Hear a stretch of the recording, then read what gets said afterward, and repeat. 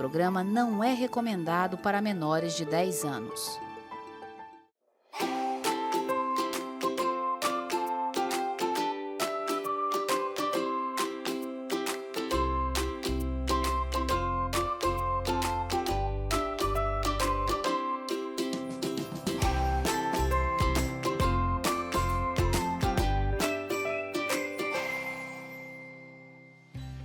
Olá, de novo com você aí na sua casa, obrigada por nos receber. Melhor da vida com você. Neste sábado nós vamos trabalhar muitos assuntos interessantes que vão com certeza agregar qualidade de vida.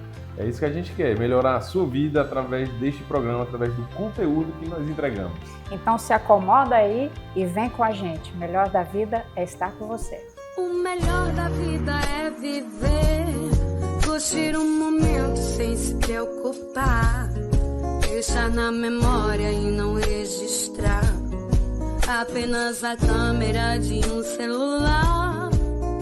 O melhor da vida é curtir, sorrir, brincar com quem ainda está aqui, pois a vida é um sopro, então vamos amar. A qualquer momento memórias pode tornar a vida, a vida. Olá, começando bem o programa hoje com a doutora Ivoneide Bezerra. Doutora, muito obrigada por ter vindo. Prazer te receber aqui. Ela que é especialista em Direito do Trabalhador. E você com certeza vai precisar dela e vai precisar das informações que a gente vai trazer para você. Principalmente o que é mais moderno, né, doutora? Bom dia. Olá, bom dia. É um prazer estar aqui. Muito obrigada por me receber tão bem. Vamos falar de um assunto que está sendo bastante discutido atualmente e que é de suma importância para todos os trabalhadores e para as empresas também, que é a saúde mental do trabalhador. Tá vendo só? Vamos começar por aí, doutora? Eu queria já pegar esse gancho, porque existe muita confusão, né, Tiago, sobre... fala de uma forma genérica, doenças mentais do trabalhador. O que são, quais são, como é que funciona essa adequação dos ambientes, né? O que é considerado como saúde mental do trabalhador? O que entra na lei? Certo. Vamos começar lá em 2022. Em 2022, a OMS, a Organização Mundial da Saúde, classificou o burnout, né? Então, é uma doença que vem sendo bastante discutida e bem frequente nos ambientes de trabalho. A OMS classificou o burnout como doença ocupacional do trabalho. Para além do burnout, nós temos também a depressão e a ansiedade, que estão aí no ranking de doenças que mais causam afastamento do trabalho. Verdade. Só para esclarecer para você que está em casa, o burnout, o que é, né? O burnout é um estado de esgotamento mental, de fadiga extrema e também provoca oscilações de humor, né, doutora? A pessoa fica literalmente, como o nome diz, é como um incêndio, né? Ela pega fogo. Ela perde o controle, né? O controle das suas habilidades, da sua atividade de interação, ela é um tilt. Isso. Ela não consegue se concentrar mais, ela fica intolerante, fica perturbada no sentido de não conseguir botar foco nas atividades, nas tarefas. Exatamente. Né? Ou quando o funcionário está presente e não consegue focar, ou quando ele começa a pedir afastamentos frequentes, com recorrência. Isso, porque o burnout ele provoca uma série de reações colaterais, né? Ele pode causar distúrbios do trato gastrointestinal, a velha miúda, como chama, né? Aí a pessoa não consegue ir, começa a ficar enjoada, começa a ter problema de não conseguir se alimentar direito, não dorme bem, aí acorda espantado. A própria fibromialgia pode ser uma decorrência do burnout, né? Fibromialgia é aquela dor crônica ao longo da coluna. É bem interessante porque assim, a gente até já foi motivo aqui da nossa conversa no programa, né? Que as pessoas elas têm adoecido mais.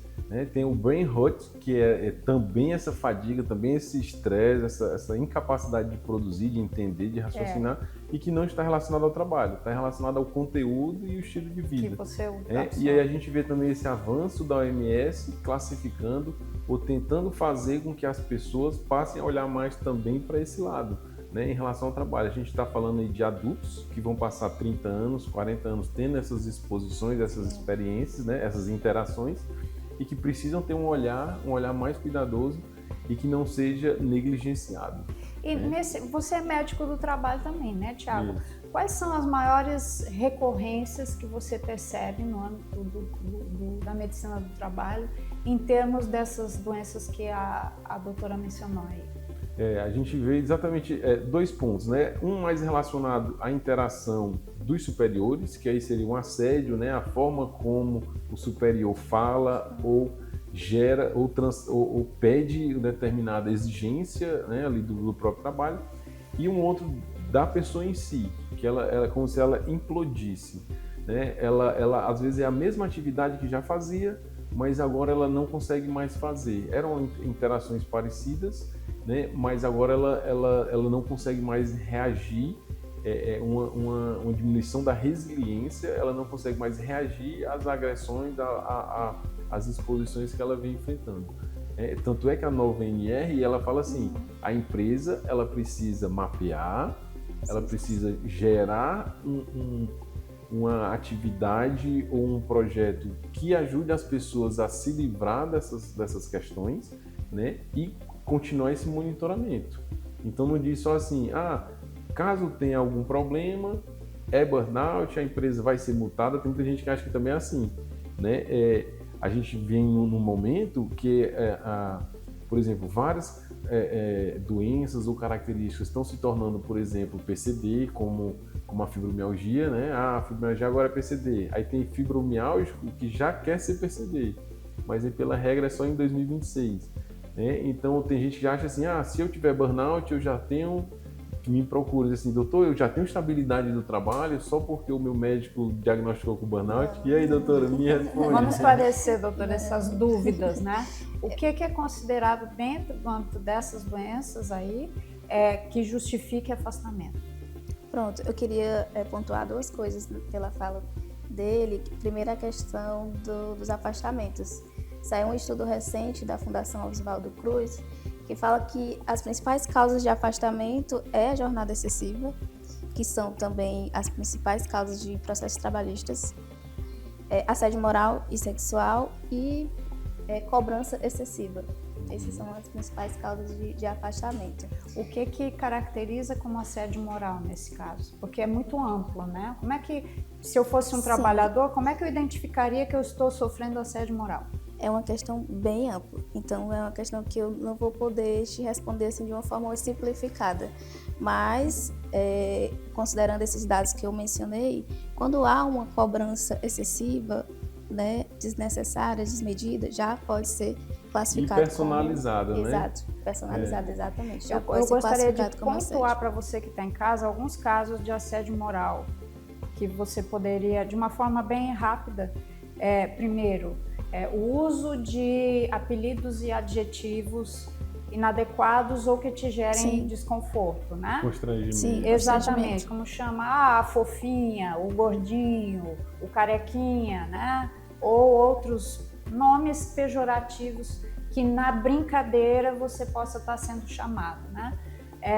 Como ela falou da exigência excessiva e do excesso de carga de trabalho, também aí pode haver um assédio moral, em que o gestor ele pode usar da sua posição como gestor para demandar de você, além do seu horário de trabalho, até impondo algum tipo de medo de que, olha, se você não cumprir isso aí, essa exigência, você pode ser demitido. Né, doutora? Exatamente. Mensagens fora do horário do expediente, cobranças pelo grupo do WhatsApp, isso tudo já caracteriza assédio moral. Tá vendo só? É interessante, eu já discuti num caso outra vez, doutora, a pessoa ela era da contabilidade, né, e ela disse, eu estou sofrendo um assédio. E aí quando ela foi contar a história, assim, não, existem rotinas da contabilidade que, pelo governo, a gente só tem 3 dias para inserir essa informação. E nesses 3 dias a gente precisa fazer hora extra para poder conseguir cumprir, porque a folha é muito grande. E depois dos outros 27 dias do mês, não faz mais hora extra e tem uma rotina bem mais leve.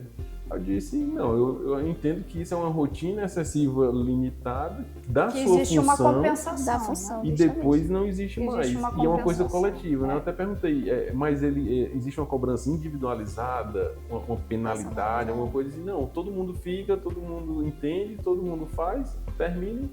Eu digo, não, o que você acha disso, doutora? Por isso que eu falei que esse caso, assunto, assédio moral, é algo bem amplo e que merece atenção justamente por casos como esse, né? Tem que ser contextualizado. Exatamente, Naquele momento existia uma exatamente. cobrança excessiva, Exatamente. né? Mas não tinha no essa decorrer característica abusiva. Sim, exato. Né?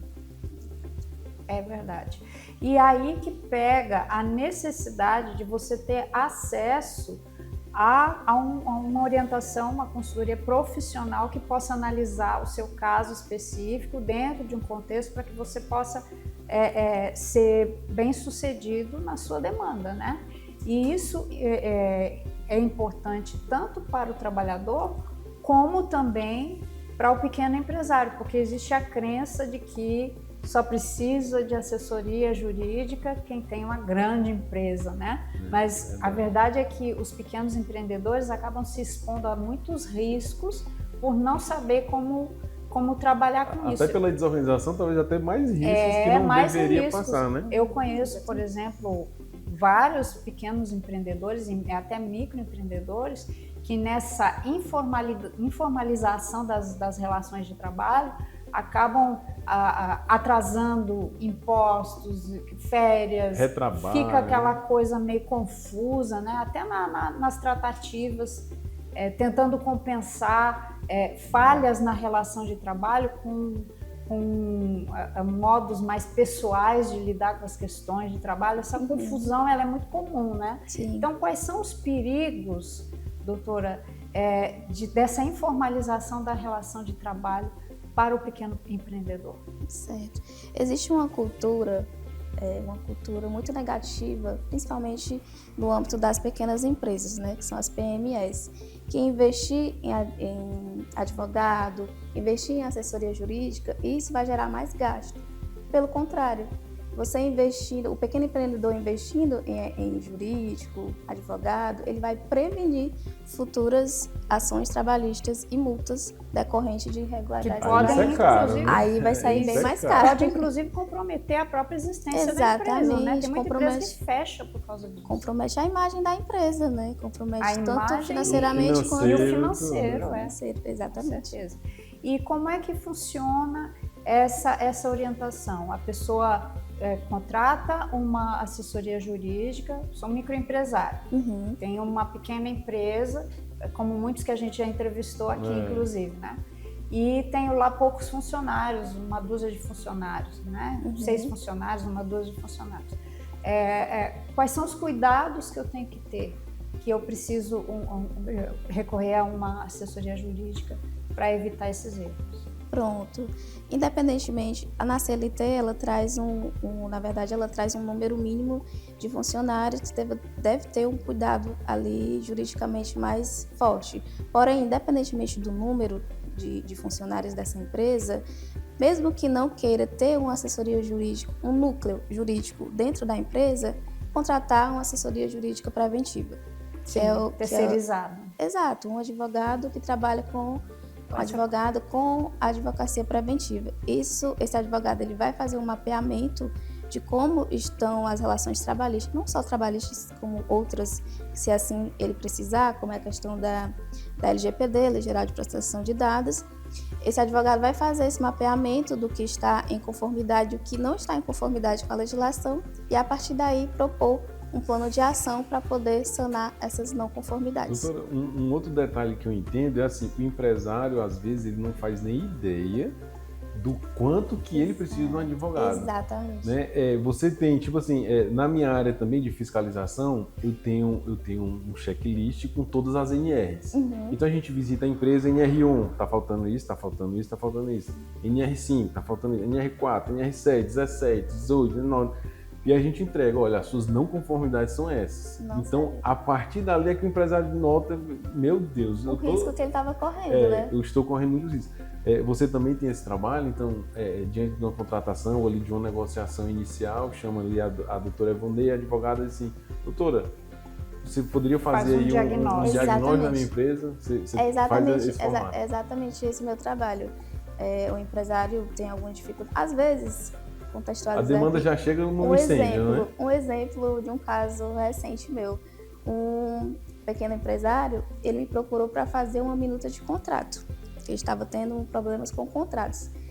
E a partir dessa minuta, a gente conversando e tal, eu perguntei a ele se ele não queria que eu fizesse um diagnóstico simples, em relação às trabalhistas, né? Aos trabalhadores e funcionários. A partir desse diagnóstico, foi detectado várias inconformidades. Quando eu apresentei, ele ficou Pasmo. porque ele não fazia ideia, que estava que não isso estava que eu Até observo. porque as leis, ultimamente, elas têm mudado de forma muito acelerada, né? Sim, Então, constante. Trabalhistas. se você tinha uma noção de como eram as relações trabalhistas há 5, 10 anos atrás, muita coisa já está diferente, né? Exatamente. E, doutora Ivoneide, quais são, do seu ponto de vista e com a tua vivência, quais são os pontos mais críticos e mais recorrentes na questão da NR1 especificamente, né? Que os empresários, as empresas costumam falhar com mais frequência, passando essa informação tanto para quem é trabalhador como para quem é microempresário. Certo. O que acontece? Quais são as falhas mais comuns nas empresas? Eu posso te falar fora da NR1, que é a questão da informalidade. Contratar sem ter Contratos irregulares, na verdade. Contratos né? irregulares. Esse é o ranking de ações e também a questão da extrapolação de jornada, de horas extras. Com relação à NR1, eu acredito que essa parte de proteger o trabalhador, a saúde do trabalhador em relação a doenças mentais são os principais fatores de afastamentos e multas trabalhistas. No caso Agora, de não fornecer um ambiente de não saudável. fornecer, exatamente, a questão Adequado. do assédio moral, assédio sexual, são os principais casos de não conformidade. Doutora, só um minuto, a gente precisa dar um intervalo, mas volta já e vai continuar com a doutora. O melhor da vida é viver, curtir um momento sem se preocupar, deixar na memória e não existir. A Vita Plus surgiu para cuidar da sua saúde com qualidade e praticidade. Você não precisa mais sofrer com deslocamentos e exposição a ambientes hospitalares. Atuamos em todo o estado com a missão de garantir a você acesso a um serviço de saúde com qualidade, com o máximo de comodidade e segurança, buscando sempre a excelência. Conosco você pode esperar pelo que mais prezamos: atendimentos eficazes por médicos qualificados e experientes. Contamos com uma equipe especializada de profissionais de saúde capacitados e preparados. Estamos comprometidos em atender às suas necessidades de saúde de forma eficaz e humanizada. Assine agora e tenha acesso imediato a todos os nossos benefícios. Vita Plus é bem-estar. Vita Plus é segurança. Vita Plus é saúde que te acompanha.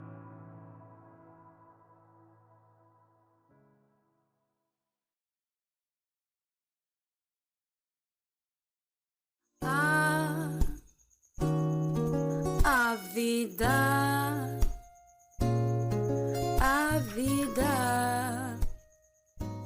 vale a pena. Estamos de volta aqui com o Melhor da Vida, continuando nossa entrevista sobre direito do trabalho. A pessoa que te procura hoje é mais o funcionário ou o empresário? Quem está buscando mais orientação? O funcionário. O funcionário. O funcionário. Mas eu acredito que é porque ainda existe essa cultura, na verdade, um desconhecimento por parte dos empregadores sobre a advocacia preventiva. não exige, não é algo culturalmente disseminado, exatamente. Já o trabalhador não, ele está ali em busca de orientações trabalhistas. Já na busca do direito dele. Exatamente, na busca da injustiça do que ele direito entende dele. que sofreu. Via de Exato. regra, acho que o trabalhador que lhe procura, ele, na mente dele, ele já tem ali construído, olha, eu acho que isso aqui dá uma causa, né? Então eu vou procurar um advogado porque... E às vezes chega lá e até a coisa nem é bem assim, né? Exatamente. Por isso que é importante analisar e contextualizar. Tem que ter uma orientação. Já o empresário, ele não pensa na possibilidade de haver uma demanda para ele nesse sentido. Ele assume o risco. Ele assume o risco. Se risco. alguém reclamar, aí eu vejo o que eu faço. Exato. Geralmente só procura depois que Depois a que bomba o já estrago já está feito, né? Fica Exatamente. reclamando, né? Seu honorário tá muito caro. Exato. Mas aí Sim, vale muito nesse contexto aquele velho ditado, melhor prevenir Do que remediar. Exatamente. Né? Porque geralmente os remédios jurídicos eles custam caros. A depender da demanda, custa bastante caro. São demandas. Eu, pelo menos, pego, às vezes, processos, né, reclamações trabalhistas de 1 milhão, 1,5 milhão. Exatamente. Né? São Então, muitos realmente, altíssimos. o empresário é assustador. São bem... E o prazo para cumprir é curto, né? Geralmente tem um prazo curto. Sim. Corre rápido, né? Uma justiça Justiça diferente. trabalha mais estadual, rápido, justamente ela para corre proteger muito o mais trabalhador. rápido, O foco da justiça é sempre proteger o lado mais fraco da linha, né? Que no Sim. caso é sempre o trabalhador. Então, geralmente o empresário costuma levar a pior, né? Se houvesse uma inteligente. prevenção. Porque não há prevenção. Então, Exatamente. nesse caso, considerando essa condição, essa predisposição a favorecer o trabalhador, mais um motivo para o empresário se prevenir. Exatamente. Né? Agora, com base, né, na tua experiência de prática, o que é que nos últimos, vamos tomar assim, os últimos 5 a 10 anos, o que é que mais evoluiu, o que é que mais contribuiu na área jurídica, o que é que mais contribuiu para a melhor qualidade produtiva do trabalhador? O trabalhador está mais protegido ou é só fachada? Boa, excelente pergunta. Na teoria, ele está mais protegido, né? As leis estão surgindo. Em As tese, leis estão aí. As leis estão aí, estão mas o surgindo. cumprimento. Nós tivemos a reforma trabalhista, né, recente. Tivemos recentemente outra atualização. Na verdade, o direito do trabalho ele se atualiza diariamente, digamos assim. Bem complexo. Não é só a legislação, né? Tem as normas regulamentadoras, A jurisprudência. tem a jurisprudência, que é Essa recorrente. jurisprudência bota para lascar, né? Exatamente. Mas muitas vezes ela vem para proteger realmente o trabalhador. Nós temos até um caso bem emblemático, que é a questão da pejotização, que está sendo votado no STF, que é algo que está preocupando assim, bastante os advogados trabalhistas quanto à proteção do trabalhador. Por quê? Porque a pejotização, na verdade, ela é a contratação de pessoas jurídicas como pessoas jurídicas para não ter que contratar um trabalhador para reduzir o custo. Exatamente, é menor. Então, estão utilizando uma ferramenta que é legalizada, que é permitida por lei, para burlar, digamos assim. Burlar a lei. Burlar a lei, É uma exatamente. sonegação, Usando a claro. lei É uma contra... forma de sonegar, porque... Exatamente. Pois é, por outro lado, pensando na parte do pequeno empresário e microempresário, realmente o funcionário ele custa muito além do salário. É um custo muito alto. Alguma coisa. É um absurdo o custo para o empregador de um funcionário. Uhum. Né? Então, daí a busca por essa via alternativa, Exato. vamos dizer assim, porque o custo foi ficando muito alto. Então, se você tem, por exemplo, uma microempresa e você tem 6 funcionários, na verdade você paga 12, né? Em termos de custo. Uhum. E é por isso que essa busca por terceirização e pessoa jurídica tem crescido tanto. Exato. Né? Então, o que é que poderia mudar na legislação de forma também a favorecer a empregabilidade, porque nós estamos aí com uma questão muito relevante, que é o comprometimento da própria empregabilidade. Então, é o prejuízo do trabalhador que está perdendo o emprego por causa desse mecanismo, né? Está deixando de ser Eu tenho até uma crítica, porque assim, existe um formato de relacionamento, digamos assim, nessa questão, onde um sócio perverso, que é o governo, tem taxas abusivas de impostos, né? E o empresário fica refém desses custos altos e o empregado não recebe nada ou recebe muito pouco daquilo que está sendo tirado por meio de impostos. E aí se pede muito, governo, atenção políticos, façam reformas que desonerem, que melhorem essa nossa condição. E eles não fazem. Né? O que é que eles pensam? Eu vou deixar ele ganhar dinheiro? Não. E aí o que é que se está conseguindo? Vamos PJizar, vamos tirar esse sócio, né? E vamos diminuir o custo. Mas isso aí eu entendo que precisa ter uma maturidade, porque aí o empregado ele precisa entender, eu vou perder alguns benefícios, né, de aposentadoria, de INSS e tal. Então algumas garantias. Né? Eu vou ganhar mais, aí esse dinheiro precisa ser repassado, né? Uma parte do custo que era com o governo, repassar para o empregado. E ele recebeu um salário maior. E esse funcionário, esse PJ, ele entendia assim, eu preciso reservar valores para compensar o que eu estou perdendo, né? Por exemplo, de uma aposentadoria, de uma licença, e aí se organizaria tudo, se daria um contorno no principal sócio perverso que não quer parar de ganhar dinheiro, né? Agora, só simplesmente PJizar e deixar a relação mais frágil, vai cair no empregado o sofrimento. Exatamente, é exatamente isso.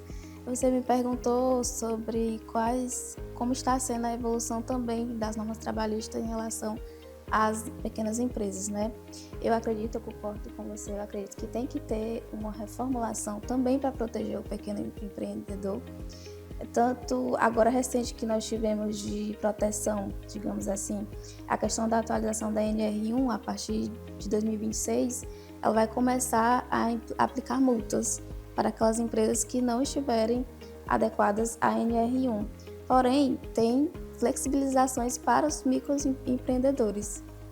Estes não precisam ter necessariamente um programa de gerenciamento de riscos, mas tem que ter a prevenção dos riscos. Porém, a questão da multa já não se aplicaria para os pequenos empreendedores.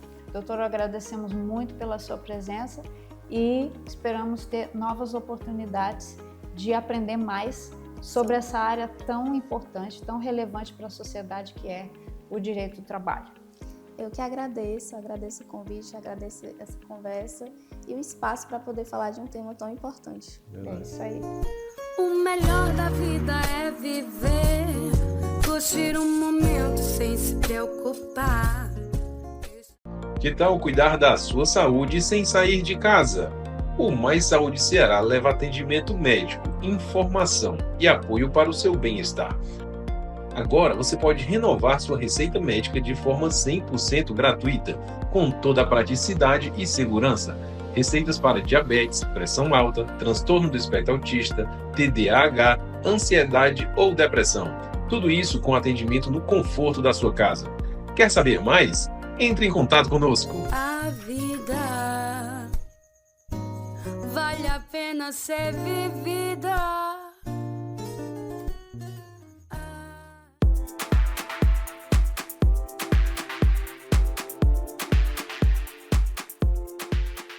Olá, voltamos aqui no nosso Melhor da Vida com você, agora com o Papo Reto. Esse é um tempo muito bom, se prepare para o tema de hoje. A gente vai falar sobre ensino à distância. Começou recente ou começou há muito tempo, Ju? Pois é, o ensino à distância veio crescendo ao longo de décadas, né? Na verdade, desde os anos 90 ele começou a se evidenciar, mas foi na pandemia que o negócio tomou força, né, Thiago? E ele começou mais no ensino superior, né?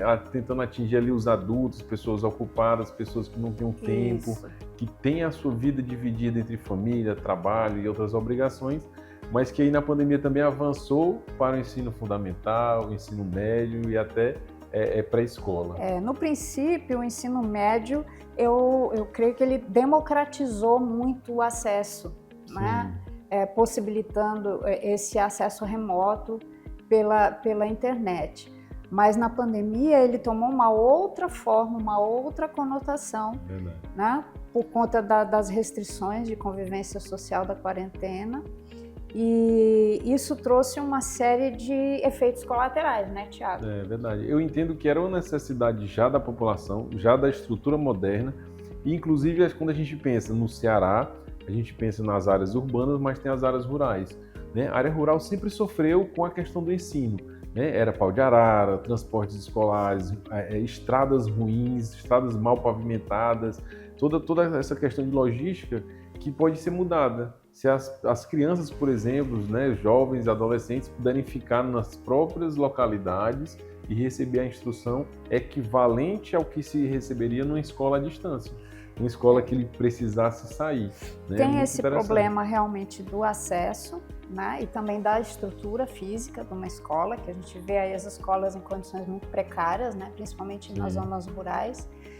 Mas existe o outro lado dessa dificuldade, quer dizer, a pessoa precisa ter acesso à rede e precisa ter equipamento de qualidade mínima para ter um acesso ao ensino remoto. É verdade. E isso é complicado, né? Agora sim, por exemplo, muitas prefeituras, a Prefeitura de Fortaleza, a Prefeitura de Caucaia, por exemplo, só para citar rapidamente, eles distribuíram para os alunos laptops, Notebooks.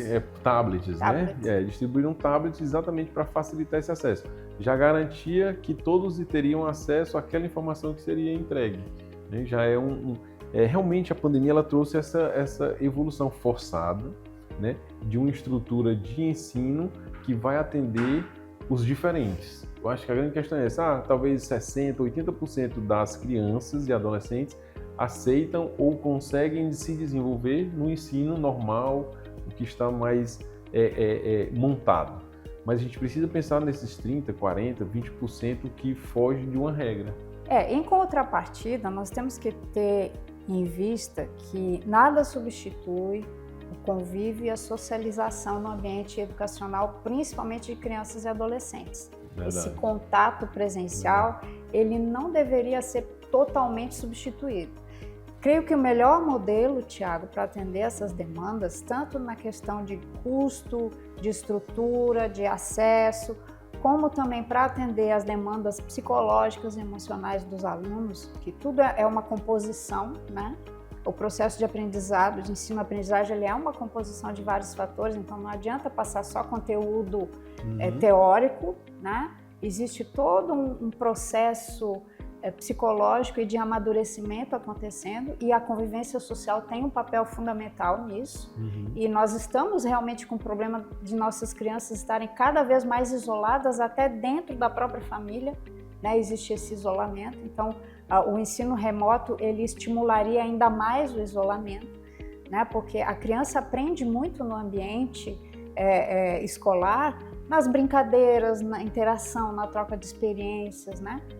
Muitas coisas vêm a visão dos professores e coordenadores escolares, observando o comportamento das crianças durante as brincadeiras e até nos conflitos que surgem na escola. Muito se aprende com isso em termos de comportamento, de socialização, de responsabilidade, e isso o ensino à distância não atende, no meu ponto de vista. Então, acredito que ele tenha um papel interessante hoje como um complemento. Isso, ele não vai substituir, não mas substituir, ele é um mas como um complemento. Para casos especiais Isso. e para alguns tipos de informação, né? Exatamente. Ou como você falou, Exatamente. complementar a uma educação tradicional. Exato. E quando a gente fala assim de ensino à distância, né? A gente precisa separar o ensino ali infantil, fundamental, ensino médio e o superior.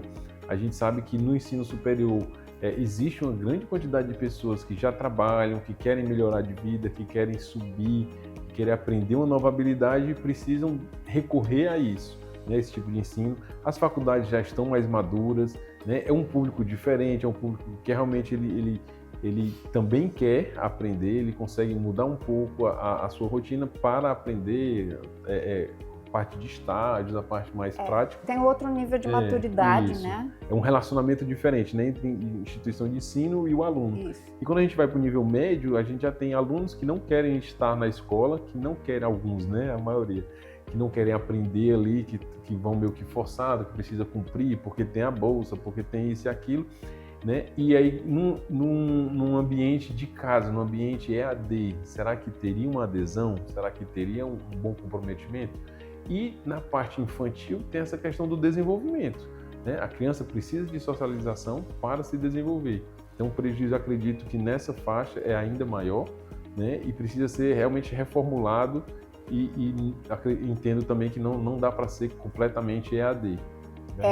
Nesse ponto, o governo, o Ministério Público, o governo, a iniciativa pública, tem ainda que assumir na totalidade o seu compromisso em proporcionar essa experiência educacional de qualidade dentro de uma estrutura física, né? Porém, já no ambiente do ensino superior, assim como no ensino médio, embora a gente possa ter aí uma demanda mais acentuada, né? Porque existe, por exemplo, a realidade do adolescente que trabalha como jovem aprendiz, por exemplo, né? Que ajuda a família. Então, aí o ensino superior e o ensino médio, eles podem atuar com mais ênfase nessa questão da dinâmica EAD, né? Da educação à distância. Contudo, acho que o grande desafio, Tiago, é a competição pela atenção. Por quê? Porque a gente sabe que mesmo o ensino à distância, como o trabalho à distância, né, o trabalho remoto, existe uma disputa por atenção da pessoa que está ali muito grande, que te puxa a distração. São muitas distrações no ambiente, principalmente em casa, né?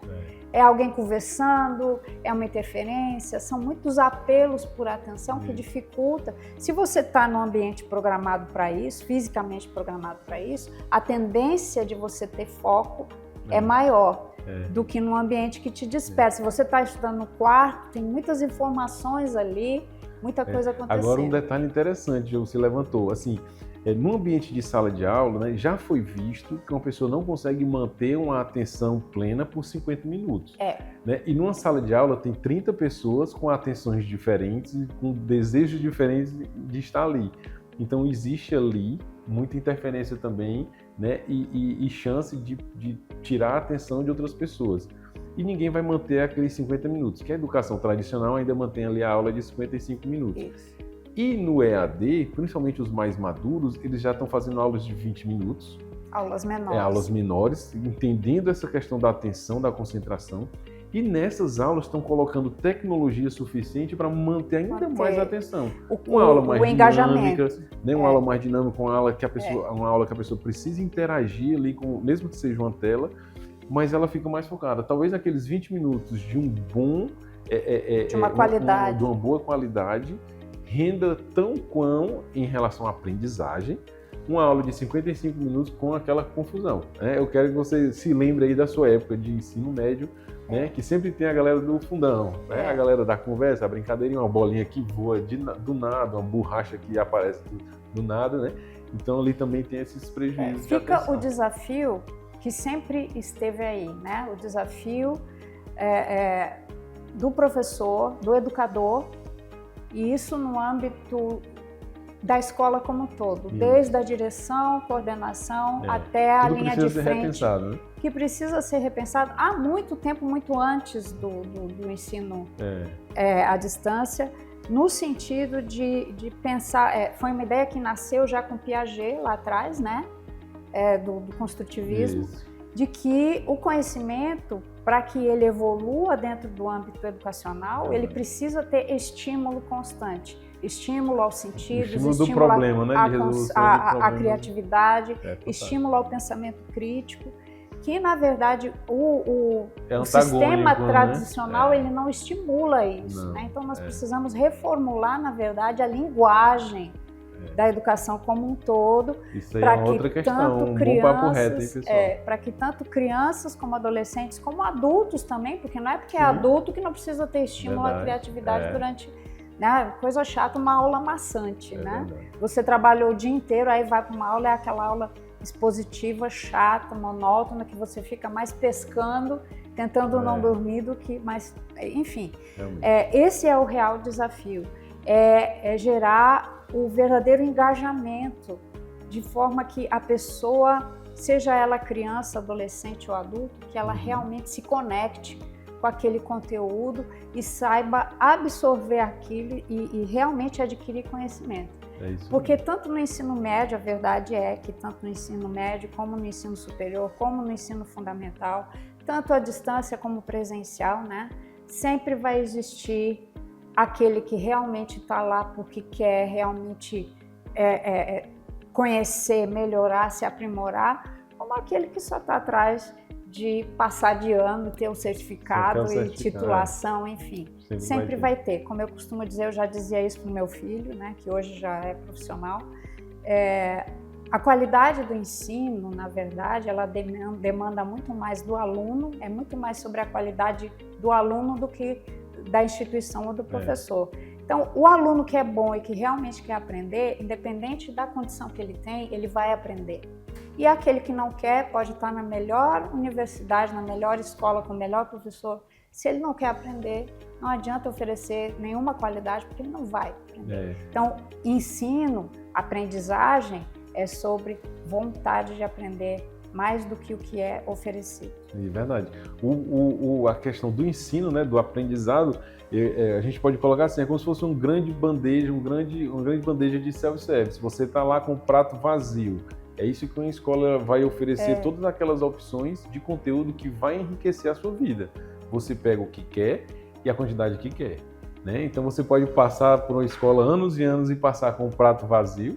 Exato. Você pode pegar bons nutrientes, que isso vai render um bom conteúdo para a sua vida, né? Uma nutrição para a sua mente. E é importante tanto a qualidade daquilo que você bota no prato, como a forma como você vai comer também. Porque se você devorar, você não vai sentir o gosto de nada.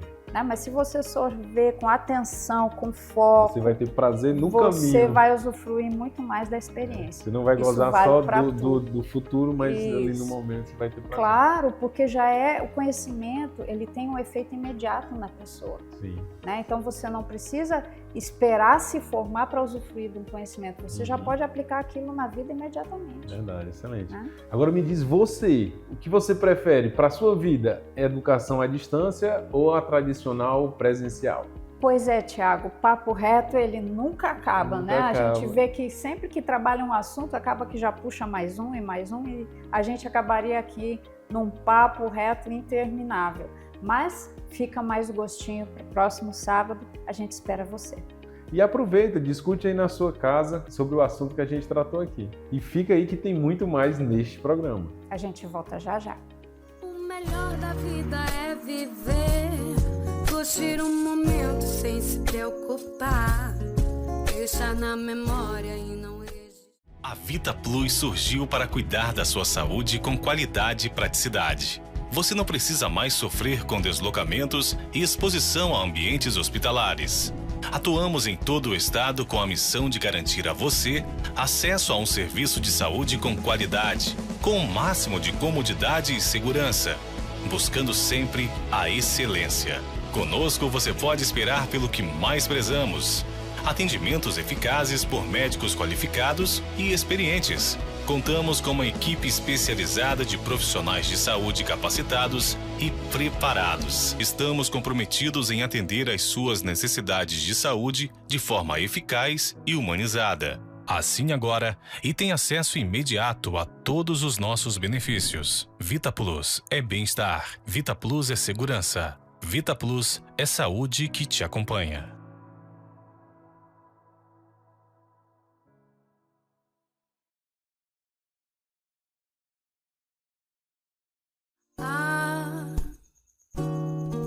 A vida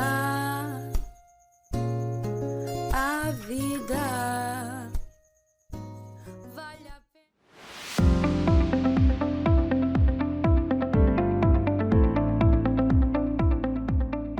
Olá, de novo no ar com você, de que você precisa hoje.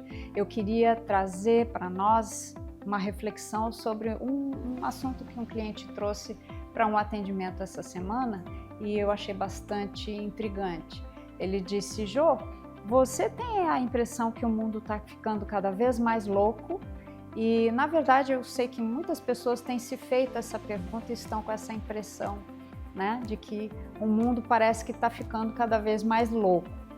O que dá essa ideia para a gente? O que nos traz essa impressão? Qual é o critério, qual é o valor que estabelece a loucura, afinal de contas? A gente tende a achar que é louco aquilo que não faz sentido para nós, mas na verdade a atual loucura do mundo, ela está fazendo muito sentido em relação ao que nós estamos vivendo.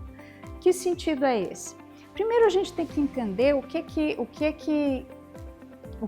traz normalidade, o que traz essa ideia de normalidade para as pessoas e para os acontecimentos. São dois fatores que estabelecem o que é ou não é normal dentro de um contexto de uma sociedade. É o ego coletivo e o inconsciente coletivo. Qual é a diferença entre os dois? O inconsciente coletivo, ele não é apreendido, ele vem já de nascença com a gente, certo? São critérios daquilo que é bom ou ruim, aceitável ou não, mas que passa de forma hereditária. Por exemplo, a noção dos heróis, dos vilões, do bem e mal, sombra e luz, tudo isso é fruto do inconsciente coletivo. Se você olhar, são conceitos universais. Todos os povos de todas as culturas, eles têm essa ideia, né? Então, o inconsciente coletivo, ele dá identidade à pessoa, indivíduo, certo? Já o ego coletivo, ele dá identidade a um grupo social, um grupo cultural, tá bom? Então, como é que se produz esse ego coletivo? Através de ideias que são aprendidas dentro de uma cultura. Então, dentro daquela cultura, existem valores que vão estabelecer o que é aceito e o que não é aceito, o que é normal, o que não é normal. E aí você tem o ego coletivo que dá segurança psicológica, emocional para as pessoas que vivem dentro daquele grupo. Por exemplo, aqui no nosso Brasil, nós temos uma série de fatores que constroem o nosso ego coletivo. A paixão por futebol, a valorização das praias, a receptividade entre as pessoas, né? a irreverência do povo brasileiro, tudo isso são características que dão base à identidade cultural do nosso país. Mas não se limita a isso. A maneira como nós lidamos com política, a maneira como nós lidamos com saúde, a maneira como nós lidamos com finanças, também fazem parte desse ego coletivo. E nós estamos nesse momento, agora, exatamente nesse momento, nós estamos vivendo um ponto crítico de desconfiguração, de desconstrução do nosso ego coletivo. Como é que a gente sabe disso? Por conta de sintomas, é como um diagnóstico que se faz de uma doença. Você tem sintomas que evidenciam que aquilo está acontecendo. E aí a gente fica com essa sensação de que o mundo está ficando louco. Como é que a gente sabe disso? Primeiro, você tem um sentimento de desconfiança e insegurança nas instituições.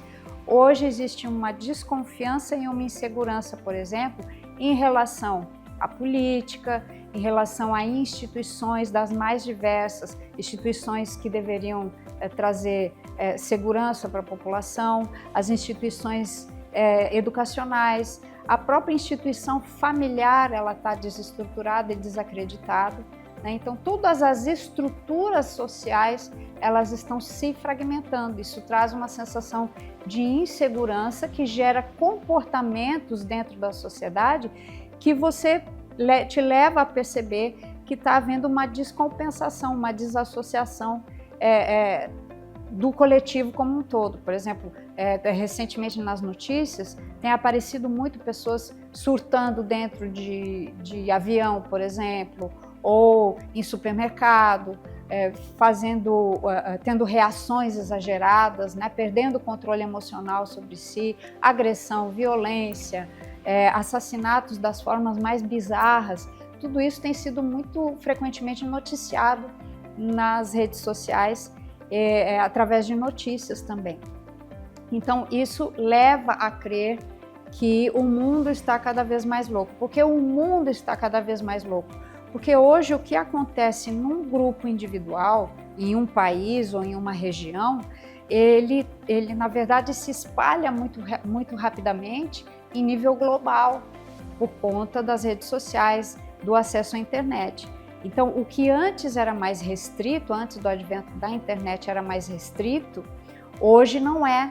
Hoje uma coisa entra na rede de conhecimento global com muito mais rapidez do que há 20 anos atrás, né? Então, essa divulgação instantânea, muito rápida, muito viral, ela se torna um evento coletivo global muito rapidamente. Então, por exemplo, quando você lança esses desafios na internet, que muitas vezes até as pessoas morrem por conta desses desafios da internet, isso globaliza de forma muito rápida, né? Se espalha muito rápido.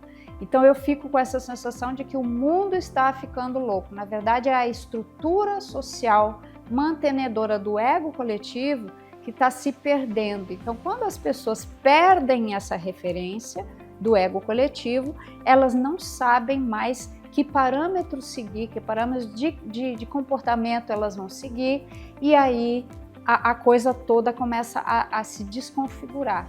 E sem esses parâmetros, sem essa base que é o ego coletivo, eu não consigo mais ter controle sobre o comportamento das pessoas, desde os núcleos menores até os núcleos maiores, desde a família até grandes corporações e conglomerados empresariais de grande porte. Então, essa é a sensação de que o mundo está ficando cada vez mais louco, certo? Não é que o mundo está ficando mais louco, é que os parâmetros que nós temos de estrutura social, eles estão sendo pulverizados por conta dessa ruptura no tecido, na malha que sustenta a sociedade como nós a conhecemos. E aí a gente vai ficar perdido assim por um tempo, até que uma nova configuração, uma nova estruturação de um novo ego coletivo seja restaurado, reconstruído com novos significados, e aí vai ter um período de adaptação a esse novo parâmetro, né? Esse novo ego coletivo, em que as coisas, os novos normais vão se estabelecer. E aí a gente vai ter uma sensação menos conflituada de que o mundo está cada vez mais louco. Eu espero que tenha ajudado você a entender um pouquinho o que está acontecendo, né, de uma forma mais sucinta, mais rápida, para você entender por que é que os comportamentos estão cada vez mais loucos. Na verdade, não são as pessoas só que estão ficando cada vez mais loucos, é a falta de estrutura do ego coletivo que provoca isso. Então, se você quer saber mais sobre, a gente pode desenvolver até um bate-papo sobre isso, uma nova série dentro desse assunto. Entre em contato pelo Instagram ou pelo YouTube, lá nos comentários, no canal do programa Melhor da Vida Oficial. E aí a gente pode esclarecer mais sobre assuntos que você precise hoje. Até a próxima e um grande abraço.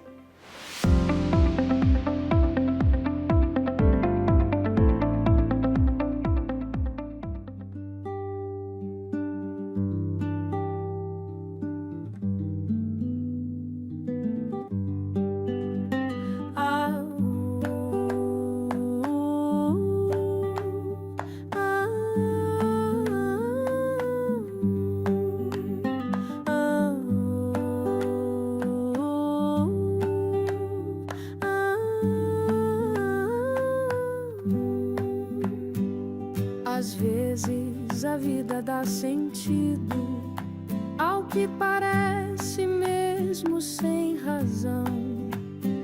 Se eu por acaso te encontrei, eu te acolhi no coração. A tua presença. Pessoal, foi um prazer estar com vocês. Obrigada pela sua companhia, esperamos que você tenha gostado de estar conosco neste sábado, esperando o próximo, e também tenha gostado do nosso papo reto, né, Tiago? É isso aí, foi muito bom para mim, espero que tenha sido para você também. E não esquece de seguir a gente no YouTube e no Instagram. Isso, pega aí os endereços, confere lá. E espalha para os amigos e familiares. Até a próxima.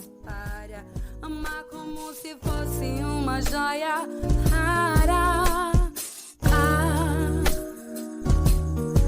A vida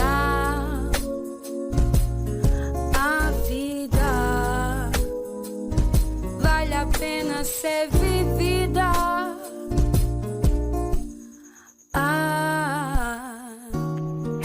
A vida mostrando coragem em cada despedida.